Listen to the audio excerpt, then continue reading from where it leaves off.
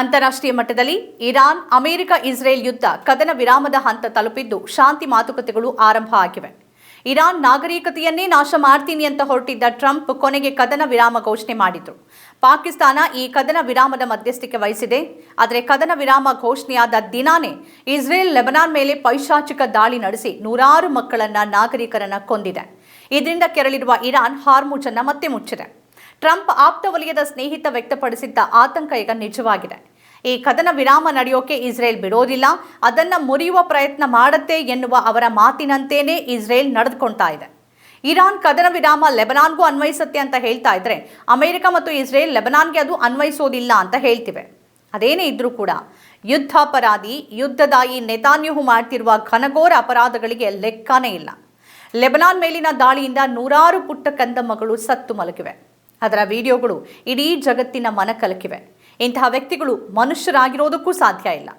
Iran ಶಾಲೆಯ ಮೇಲೆ ದಾಳಿ ಮಾಡಿ ನೂರಾರು ಪುಟ್ಟ ಕಂದಮ್ಮಗಳನ್ನು ಕೊಂದ ಪಾಪಿ ಗಾಜಾದಲ್ಲಿ ಸಾವಿರಾರು ಮಕ್ಕಳ ಜೀವ ತೆಗೆದ. ಇಷ್ಟಾದರೂ ಆತನ ಕೊಲ್ಲುವ ಯುದ್ಧದ ದಾಹ ತಣ್ಣಗಾಗಿಲ್ಲ. ಇಸ್ಲಾಮಾಬಾದ್ನಲ್ಲಿ ನಡೀತಿರುವ ಶಾಂತಿ ಮಾತುಕತೆಗಳು ಎಷ್ಟರ ಮಟ್ಟಿಗೆ ಯಶಸ್ವಿಯಾಗತ್ತೋ ಗೊತ್ತಿಲ್ಲ. ಯಾವ ಕಾರಣಕ್ಕೆ ಯುದ್ಧ ಆರಂಭ ಮಾಡಿದ್ವಿ ಅನ್ನೋದನ್ನೇ ಟ್ರಂಪ್ ಮರೆತಂತಿದೆ. ಮೊದಲು ಹಾರ್ಮುಜ್ ತೆರೀರಿ ಅಂತ ಹೇಳ್ತಿದ್ದಾರೆ. ಈಗ ಪ್ರಶ್ನೆ ಇರೋದು, ಅದು ಯಾವಾಗ ಮುಚ್ಚಿತ್ತು? ಇವರು ಯುದ್ಧ ಶುರು ಮಾಡೋ ಮುನ್ನ ಅದು ಮುಚ್ಚಿತ್ತ? ಇವರು ಅನಗತ್ಯವಾಗಿ ಯುದ್ಧ ಮಾಡಿ ಅಲ್ಲಿ ಟೋಲ್ ಸಂಗ್ರಹಕ್ಕೆ ಅವಕಾಶವನ್ನು ಮಾಡಿಕೊಟ್ಟಂತಾಗಿದೆ. ಸತ್ಯ ಏನು ಅಂತಂದರೆ, ಇಲ್ಲಿ ಯಾರನ್ನ ಯಾರೂ ನಂಬುವ ಸ್ಥಿತಿಯಲ್ಲಿಲ್ಲ. ಇರಾನನ್ನು ಇಸ್ರೇಲ್ ಅಮೆರಿಕ ನಂಬೋದಿಲ್ಲ, ಇವೆರಡನ್ನ ಇರಾನ್ ಕೂಡ ನಂಬೋದಿಲ್ಲ.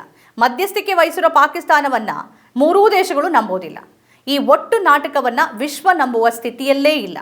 ಈ ನಡುವೆ ಭಾರತದ ಅನೇಕ ಕಡೆ LPG ಸಮಸ್ಯೆ ಮುಂದುವರೆದಿದೆ. ಆಟೋ LPG ಹೆಚ್ಚೇ ಕೊರತೆ ಕಾಣ್ತಾ ಇದೆ. ಚಾಲಕರು ಪ್ರತಿಭಟನೆ ಮಾಡುವ ಮಾತಾಡ್ತಿದ್ದಾರೆ. ಪ್ರಧಾನಿಗಳು ಚುನಾವಣಾ ಪ್ರಚಾರದಲ್ಲಿ ಬಹಳ ಬ್ಯುಸಿ ಆಗಿದ್ದಾರೆ.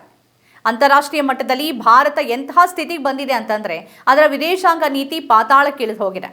ಅವರೇ ಕಟ್ಟಿಕೊಂಡ ಅವರ PR ಇಮೇಜ್ ವಿಶ್ವಗುರು ಸೂತ್ರವಿಲ್ಲದೆ ಹಾರಾಡ್ತಾ ಇದೆ. ಅಬ್ ಕಿ ಬಾರ್ ಟ್ರಂಪ್ ಕಿ ಸರ್ಕಾರ, ನಮಸ್ತೆ ಟ್ರಂಪ್ ಅಂತ ಹೇಳಿ ಈಗ ನಡು ಬಗ್ಗಿಸಿ ನಿಲ್ಲಬೇಕಾಗಿದೆ. ಯುದ್ಧದ ಆರಂಭದಲ್ಲಿ ಇಸ್ರೇಲ್ ಅಮೆರಿಕ ಪರ ನಿಲುವನ್ನ ತೋರಿ ಇಸ್ರೇಲ್ ಅನ್ನ ಫಾದರ್ಲ್ಯಾಂಡ್ ಅಂತ ಹೇಳಿ ನಗೆಪಾಟಲಿಗೆ ಈಡಾಗಿದ್ದಾರೆ. ಅವರ ಭಕ್ತ ಪಡೆ ಇರಾನ್ಗೆ ಹೋಗಿ ಎನ್ನುವ ಮಂದಿಯ ಸ್ವರವೇ ಈಗ ಬತ್ ಹೋಗಿದೆ.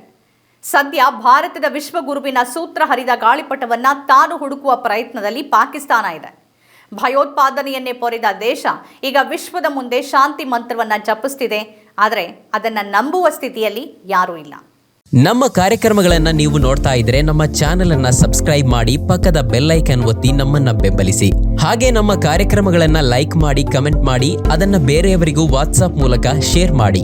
ನೀವು ಹೀಗೆ ಮಾಡಿದಾಗ ನಮ್ಮ ಚಾನೆಲ್ ಇನ್ನಷ್ಟು ಮತ್ತಷ್ಟು ಜನರಿಗೆ ತಲುಪಲು ನೀವು ನಮ್ಮೊಂದಿಗೆ ಸಹಕರಿಸಿದ ಹಾಗಾಗುತ್ತೆ. ಇದು ನೀವು ಯಾವುದೇ ಖರ್ಚಿಲ್ಲದೆ ಕೆಲವೇ ಸೆಕೆಂಡುಗಳಲ್ಲಿ ನೀಡಬಹುದಾದ ಸಹಕಾರ. ಧನ್ಯವಾದಗಳು.